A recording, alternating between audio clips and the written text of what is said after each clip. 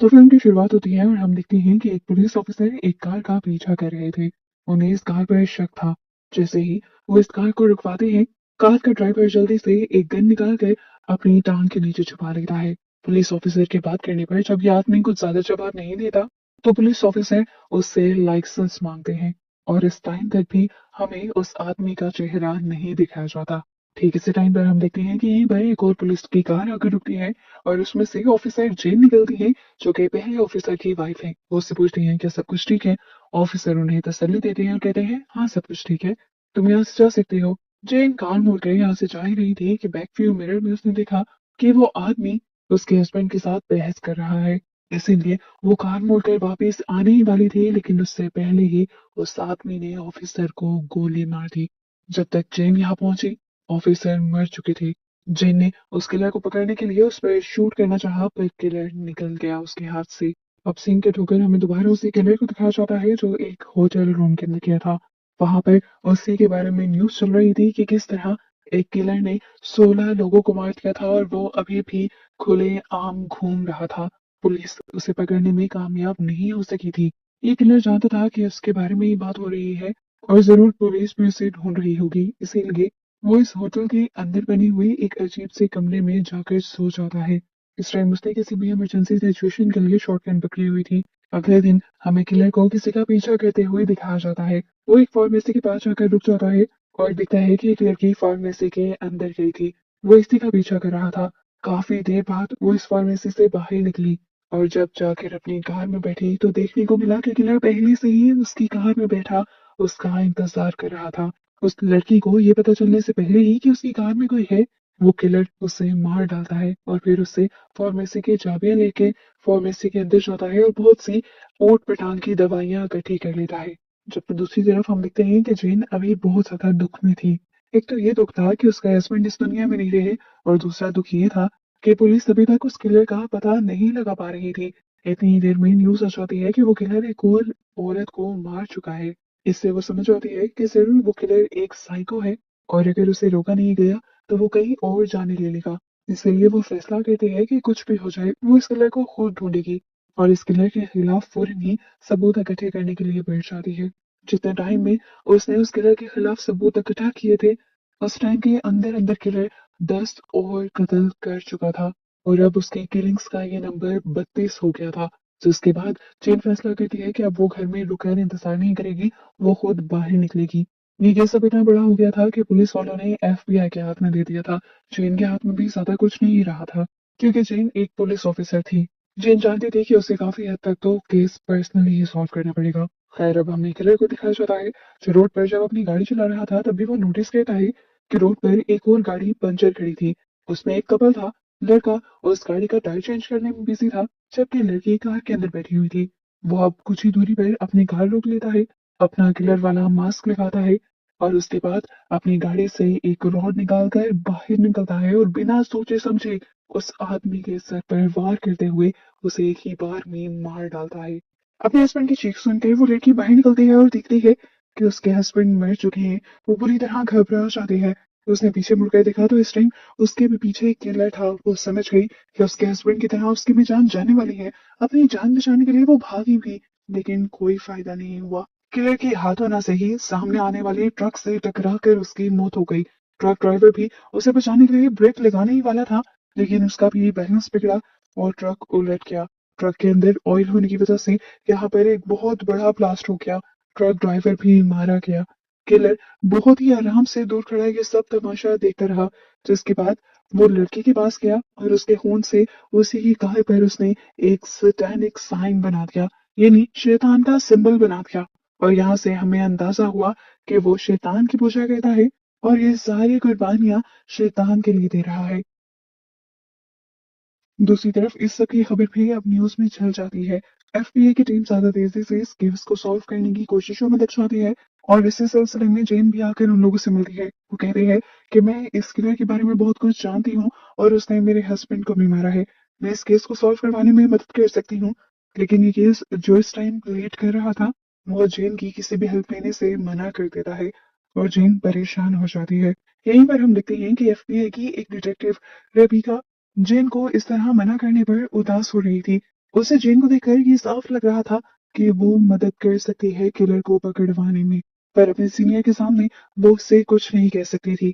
इसी वजह से ऑफिस के बाद शाम में रेबिका उसे एक होटल में बुला लेती है और किलर के मुतालिक जितनी भी चीजें उन्होंने इन्वेस्टिगेट की होती है वो इलीगली जेन को बता देती है। जेन के मुताबिक किलर हमेशा अपनी कार में रहा करता था, पर रेबिका बताती है नहीं, वो डिफरेंट होटल्स में स्टे करता है और अपने पीछे सबूत भी छोड़ कर जाता है। और वो ये सारी किलिंग्स सिर्फ साइको किलर होने की वजह से नहीं कर रहा, उन सारी किलिंग्स के पीछे कोई ना कोई बड़ा मकसद है, क्योंकि वो सारी किलिंग्स बहुत ही ज्यादा पैटर्न में करता है। अमरीका उसे एक होटल पे लेकर जाते हैं जहां पर वो एक किलिंग करके निकला था। इस होटल के अंदर उसने बहुत सारे सैटेनिक साइंस बनाए हुए थे जिनसे इन्हें पता चला था कि वो किसी कल्ट का हिस्सा है। अब रेबिका के ये लैपटॉप का इस्तेमाल करते हुए जेन और इन्वेस्टिगेशन करती है और इन्हें उस किलर का नाम पता चल जाता है जो कि रिचर्ड था। ये लोग अब यहाँ पर बैठकर ये भी इन्वेस्टिगेट करते हैं कि किलर का अगला स्टेप क्या होगा, वो कहाँ जाएगा और क्या करेगा। इस सारी इन्वेस्टिगेशन के बाद जब ये लोग यहाँ से जाने ही वाले थे तो रेबिका को एक और खबर मिली। कुछ ही देर पहले एक मॉल में एक धमाका हुआ था और धमाके में जिस बॉम्ब का इस्तेमाल किया गया था ये उसी टाइप का बॉम्ब था जो किलर ने एक वेपन डीलर को मार कर चुराए थे। खैर अब सीन कट होता है और हम दोबारा किलर को देखते हैं। किलर अपनी एक और किलिंग की तैयारी में है, पाइप को पकड़ता है और उसकी एक साइड को बहुत ज्यादा शार्प कर देता है और उसके बाद अगली सुबह उसी पाइप को लेकर वो एक चर्च में जाता है। कन्फेशन के बहाने से वो फादर को एक अजीब से रूम में ले जाता है और जैसे ही फादर उसकी बातों में खोए हुए होते हैं वो उसे धारदार पाइप से उनके गले में स्टैब कर देता है और पाइप की दूसरी तरफ से उनका खून पीता है। यहाँ जेन भी अब उसका पता करते हुए उसके होटल तक पहुंच गई थी। वो पहले उसके हुलिये को बताते हुए मैनेजर से उसके बारे में पूछती है, लेकिन मैनेजर उसका हुलिया पहचान नहीं पाता। लेकिन जब वो अपनी गेस्ट लिस्ट चेक करता है तो उसे रिचर्ड नाम का एक गेस्ट मिल जाता है। बस फिर जेन उसी रूम के अंदर चली जाती है। अपनी गन ताने वो इस रूम को चेक कर रही थी। उससे पहले यहाँ पे एक सूटकेस दिखा। कमरा बज़ाहिर खाली था। उसने बहुत ही ध्यान से वॉशरूम खोला। वॉशरूम में एक शॉटगन थी, लेकिन था कोई भी नहीं। उसके बाद जब वो बाहर आई तो एकदम से पीछे से कपबोर्ड खुली और किलर वहां से बाहर निकल आया। वो जेन को मारना चाहता था पर जेन अपने आप को बचाने में कामयाब हो गई। इस तरह अपने शिकार को अपने हाथ से निकलता देखकर उस किलर को भी गुस्सा आया और उसने दोबारा जेन के ऊपर अटैक किया और जेन ने अपनी डिफेंस में उसके ऊपर अटैक किया। यहाँ पर दोनों की अच्छी खासी हाथापाई हुई, लड़ाई हुई, पर आखिर में उस किलर ने जेन को उठाकर यहाँ से बाहर फेंक दिया खिड़की तोड़ते हुए और फिर खुद भी उसी खिड़की से जंप लगाकर अपनी कार लेकर यहाँ से भाग गया और जेन कुछ कर भी ना पाई। जेन सदमे में चली गई थी, इतना करीब किले के पहुंच कर उसे ना पकड़ने के लिए। खैर अब वो इस कमरे की बहुत अच्छे से तलाशी लेती है और उसे इस कमरे में बहुत सारे सबूत मिल जाते हैं जो किलर यहाँ से मिटाना भूल गया था और इन्हीं सबूतों के जरिए उसे किलर की अगली मूव के बारे में पता चलता है। दूसरी तरफ हम देखते हैं कि किलर एक एल्विन नाम के बंदे से कांटेक्ट करता है। कैल्विन उसे बताता है कि हमने न्यूज़पेपर में तुम्हारा ऐड देखा है, तुम एक सैटेनिक कल्ट के मेंबर हो और हम भी ऐसे ही एक सैटेनिक कल्ट के मेंबर हैं। हम तुम एक साथ मिलकर सारा काम कर सकते हैं और हम जानते हैं कि तुम एक बहुत बड़े पर्पस के लिए काम कर रहे हो। अगर तुम चाहो तो उसमें हम तुम्हारी मदद कर सकते हैं। किलर भी अब उनकी बात मान जाता है और उनके बताए एड्रेस पर आ जाता है। यहाँ पर वो देखता है कि उन जैसे और भी लोग थे और सभी ये दावा कर रहे थे कि वो शैतान की पूजा करते हैं और इस सब के दौरान वो अजीबोगरीब ड्रग्स का इस्तेमाल कर रहे थे और ये देखते हुए रिचर्ड समझ आता है कि ये लोग किसी कल्ट के मेंबर नहीं, इन्होंने अपना ही कोई अजीब सा कल्ट बनाया हुआ है। खैर वो यहाँ पर इन लोगों से कुछ नहीं कहता और केल्विन के साथ अपने रूम में आ जाता है। उसने नोटिस किया था कि केल्विन बाकी मेंबर्स जैसी कोई हरकत नहीं कर रहा। वो केल्विन से कहता है कि मुझे एक इंसान का पता चलाना है जिसका नाम एड्रेस मुझे कुछ भी नहीं पता, बस मैं ये जानता हूँ वो काम क्या करता है। केल्विन उससे कहता है तुम्हारा काम हो जाएगा। इसके बाद जब किलर न्यूज ऑन करता है तो देखता है कि वहां पर जेन ही इंटरव्यू दे रही थी और वो उसी के बारे में बात कर रही थी। अजीब बात है कि किलर की इंटरव्यू देखकर खुश हुआ था। सिर्फ यही नहीं, अगले दिन तो उसने पुलिस स्टेशन में कॉल भी कर दी थी जेन के लिए। तो जब जेन को ट्रांसफर की जाती है तो वो जेन से कहता है मुझे खुशी है कि तुम मेरा पीछा कर रही हो और तुम मुझसे डरी नहीं। खुद तक पहुंचने के लिए मैं तुम्हारे लिए सबूत छोड़ता रहूंगा रास्ते में। ये सुनकर जेन हैरान हो जाती है कि उसके लड़ने खुद उसे कैसे कॉल कर ली थी। खैर अब वो और भी ज्यादा होशियारी से काम करने वाली थी क्योंकि जानती थी कि किलर जो कह रहा है वो ठीक कह रहा है। सीन कट होकर दोबारा हमें दिखाया जाता है उसी कल्ट को। वहां पर उस कल्ट का लीडर थॉमस पहले अपने कल्ट के सभी मेंबर्स को ड्रग खिलाता है और उसके बाद उनसे ऊट पटांग की हरकतें करवाता है। किलर जो खड़ा ये सब देख रहा था उसे ये सब बहुत ज्यादा बुरा लगता है। वो देखता है कि अभी इन सब में केल्विन नहीं था। हम देखते हैं कि जब जब किलर केल्विन से मिलता है तो वो अपना मास्क भी हटा देता है, ऐसे जैसे उसे केल्विन पर पूरा भरोसा हो। खैर अब केल्विन ने उसे उसके बताए आदमी का एड्रेस, नाम और फोन नंबर दे दिया था, तो यहाँ आने का उसका मकसद पूरा हो गया था। अब वो केल्विन को एक मशवरा देकर जाता है कि तुम उस कल्ट के लोगों जैसे नहीं हो, तो आइंदा के बाद अंदर मत जाना, मैं तुम्हें छोड़ रहा हूँ। केल्विन को उसकी बात अभी समझ नहीं आई थी, लेकिन थोड़ी देर बाद आ जाने वाली थी। अब वो एक एक्स और पेट्रोल की कैन लेकर वापस उसी मेंशन के अंदर जाता है और जिस रूम में वोट पटांग की हरकतें हो रही थी उसी रूम में जाकर वो सभी लोगों को अपनी एक्स से बेदर्दी से मार डालता है। एंड पर वो उनके लीडर का सर ही उस एक्स से खोल देता है, जिससे खून चारों तरफ फैल जाता है और उसकी भी बुरी तरह मौत हो जाती है। जिसके बाद वो इस सारी जगह में पेट्रोल डालकर आग लगा देता है। ये सब काम खत्म करने के बाद जब वो यहाँ से जाने ही वाला था तो उसी खिड़की के पास एक साया दिखाई दिया। वो जान गया था कि जरूर वहां कोई है, इसीलिए वो अपना मास्क उतारता है और एक स्टिक पर लगाकर उसे खिड़की के सामने कर देता है और खुद दीवार के पीछे हो जाता है। मास्क के सामने जाते ही एक गोली चलती है और मास्क टुकड़े टुकड़े हो जाता है। पता चलता है कि गोली चलाने वाली कोई और नहीं बल्कि जेन थी, जो उसके छोड़े हुए सबूतों के जरिए ही उस तक पहुंच गई थी। जेन लिखती है कि अब वो किलर भागकर बाहर आ रहा था। वो यहाँ से भी भाग सकता था, इसलिए वो भी फौरन अपनी गाड़ी में बैठती है और उसका पीछा करने लगती है। लेकिन किलर उससे ज्यादा होशियार निकलता है और उसकी गाड़ी को कुछ इस तरीके से हिट करता है कि उसकी गाड़ी गड्ढे के अंदर फंस जाती है और जेन आगे नहीं जा पाती। इस वजह से जेन को बहुत ज्यादा गुस्सा आता है। जब किलर यहाँ से भाग जाता है तब यहाँ पर एफबीआई के लोग इन्वेस्टिगेशन के लिए पहुंच जाते हैं।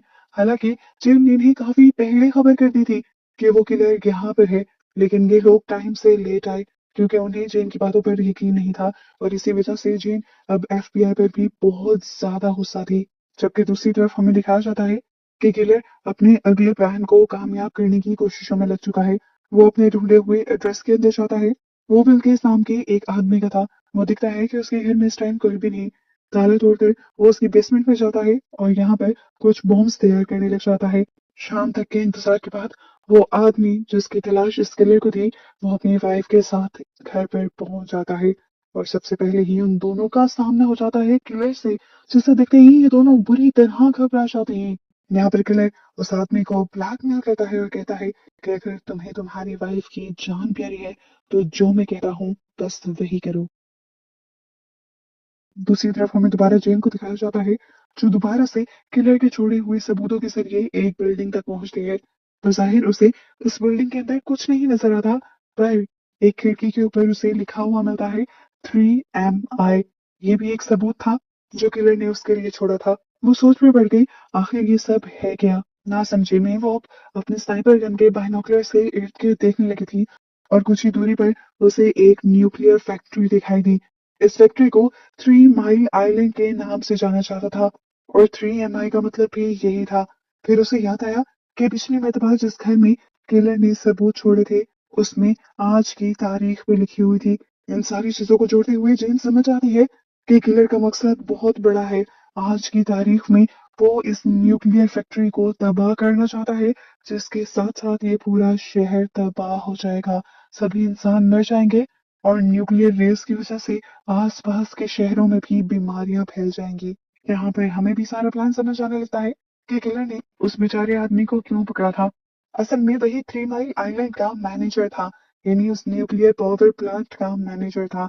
उसी की कार में छुप कर किलर यहाँ तक आ गया। अंदर जाने के लिए ज्यादा इन्वेस्टिगेशन करनी ही नहीं पड़ी। दिखाया गया कि उसने इस आदमी को ब्लैकमेल करने के लिए उसकी वाइफ को भी इसी कार के अंदर छुपाया हुआ था। अब वो इस आदमी को गले से पकड़ते हुए अंदर लेकर जाता है, जहां पर अब इनका सामना दो गार्ड से हो जाता है। किलर फौरन ही पीछे होता है और यहाँ पर दो छोटे छोटे ग्रेनेड फेंक देता है, जिससे हम बुरा ब्लास्ट होता है और ये दोनों के दोनों गार्ड्स मारे जाते हैं। जिसके बाद वो आगे बढ़ता है और उसका सामने दोबारा दो गार्ड से हो जाता है। उन्हें वो अपनी शॉटगन से मारता है और इस आदमी को लेकर वो कंट्रोल रूम में आ जाता है और यहाँ सबको अपनी गन दिखाते हुए ब्लैकमेल कर कर सभी को इस कमरे से बाहर निकाल देता है। यहाँ जेन जो सारी गेम समझ चुकी थी, वो जल्दी से लोगों को बचाने के लिए इसी न्यूक्लियर पावर प्लांट के पास आई थी। वो यहाँ के सिक्योरिटी गार्ड्स को बताती है कि अंदर कुछ बहुत बुरा होने वाला है, हमें जल्द ही अंदर की सिक्योरिटी टाइट करनी होगी। अब ये लोग बात ही कर रहे थे कि यहाँ पर अलार्म भी बजने लगे। ये सिक्योरिटी के लोग जो पहले जेन की बातों का एतबार नहीं कर रहे थे, वो समझ गए कि जेन सही कह रही है और अंदर सच में कुछ गड़बड़ी चल रही है। ये लोग जेन को लेकर जैसे ही अंदर जाते हैं, तो देखते हैं कि अंदर गड़बड़ी नहीं, पूरा का पूरा मामला ही बिगड़ गया था। वहां के सभी गार्ड्स मारे गए थे और पावर सेल के भी सभी लोग डरे सहमे बाहर खड़े थे। अंदर हमें दिखाया जाता है कि किलर उस आदमी को यहाँ पावर प्लांट को एक्टिव करने को कह रहा था। हालांकि वो करना नहीं चाहता था, पर किलर ने उसे धमकी दी कि अगर तुमने ना किया तो मैं तुम्हारी वाइफ को मार दूंगा। उसने सभी लोगों का न सोचते हुए सिर्फ अपनी वाइफ के बारे में सोचा और किलर की बातों से ब्लैकमेल होकर उसने पावर प्लांट को एक्टिव कर दिया। जिसके बाद इस किलर ने उसको भी नहीं छोड़ा, उसे भी अपनी शॉटगन से मार डाला। जिसके बाद वो कंट्रोल रूम में एक ग्रेनेड रखता है और अपनी शर्ट उतारता है। बाहर लोग देखते हैं कि उसने अपनी पूरी बॉडी के अंदर बॉम्ब्स लगाए हुए थे और वो इन्हीं के जरिए इस पूरी फैक्ट्री को उड़ाना चाहता था। वो सुसाइड प्लान कर रहा था। ये लोग सोचते हैं कि हमें उससे बात करनी चाहिए, पर जेन कहती है वो बात करने वालों में से नहीं है। वो अभी तक 50 से ज्यादा किलिंग्स कर चुका है और उसका मकसद सिर्फ तबाही फैलाना है, जिसके लिए उसे अपनी जान की भी परवाह नहीं। ये लोग बाहर से दरवाजा तोड़ने की कोशिशों में लग जाते हैं, जिसमें बहुत ज्यादा टाइम लग रहा था और जेन जानती थी कि इससे कम टाइम में वो यहाँ पर ब्लास्ट कर देगा। उसे जल्द ही उस किले तक पहुंचना था। तभी एक गार्ड जेन को बताता है कि ऊपर की तरफ लगी हुई एक विंडो से हम किलर को देख सकते हैं। जेन बिना सोचे समझे वहां जाती है और अपनी स्नाइपर से एक जगह बहुत सारे शॉट लगाते हैं, जिससे वो बुलेट प्रूफ ग्लास टूट जाता है और उसे किलर को मारने के लिए एक गोली चलाने का एक्सेस मिल जाता है। वो किलर की टांगों पर गोली चलाती है ताकि वो यहाँ से भाग ना पाए, लेकिन इस सब के बावजूद कुछ नहीं हुआ था। उसके हाथ फ्री थे। वो अपने फ्री हाथों से ही एक ग्रेनेड को खोल देता है। ये देखकर जेन डिस्टर्ब हो जाती है। वो जल्दी से उसके हाथ पर गोली चलाती है ताकि वो अपने बाकी बॉम्ब्स एक्टिवेट ना कर पाए और उसके बाद उसके सर के ऊपर गोली मारते हुए उसे मार डालती है। फाइनली जितने लोगों को उसने मारा था, उसने उन सबकी मौत का बदला ले लिया था, लेकिन अभी भी वो खुश नहीं थी, रिलैक्स नहीं थी, क्योंकि एक जलता हुआ ग्रेनेड अभी भी अंदर पड़ा हुआ था, जो किसी भी वक्त फट सकता था और पूरा शहर तबाह हो सकता था। लेकिन यहाँ सही वक्त पर वो गार्ड्स इस दरवाजे को खोलने में कामयाब हो जाते हैं और उस ग्रेनेड को डीएक्टिवेट कर देते हैं। फाइनली ये शहर बच जाता है और हमें मूवी का पोस्ट क्रेडिट सीन दिखाया जाता है। यहाँ पर एक बहुत बड़ा ट्विस्ट हमें ये पता चलता है कि उस दिन जब जेन ने इस आदमी को मारा था, वो मरा नहीं था। वो अभी भी जिंदा था, लेकिन पुलिस की कस्टडी में था और उसे एक जेल ले जाया जा रहा था। क्या इतने शातिर किलर को जेल में रखना पॉसिबल था या नहीं, और क्या आगे सिचुएशन नॉर्मल रहने वाली थी? इसी सब की परेशानी आज तक जीन को थी, जो अब अपनी लाइफ में काफी आगे बढ़ चुकी थी। उसे हर वक्त यही फिक्र सताती रहती थी कि कहीं वो किलर दोबारा से अपने काम ना करने लग जाए, लेकिन अब वो उसके लिए कुछ कर भी नहीं सकती थी। कोर्ट ने उसकी सजा चुन ली थी और इस तरह बस इस मूवी की अनसेटिस्फाइड सी एंडिंग को दिखाते हुए ये कहानी खत्म हो जाती है।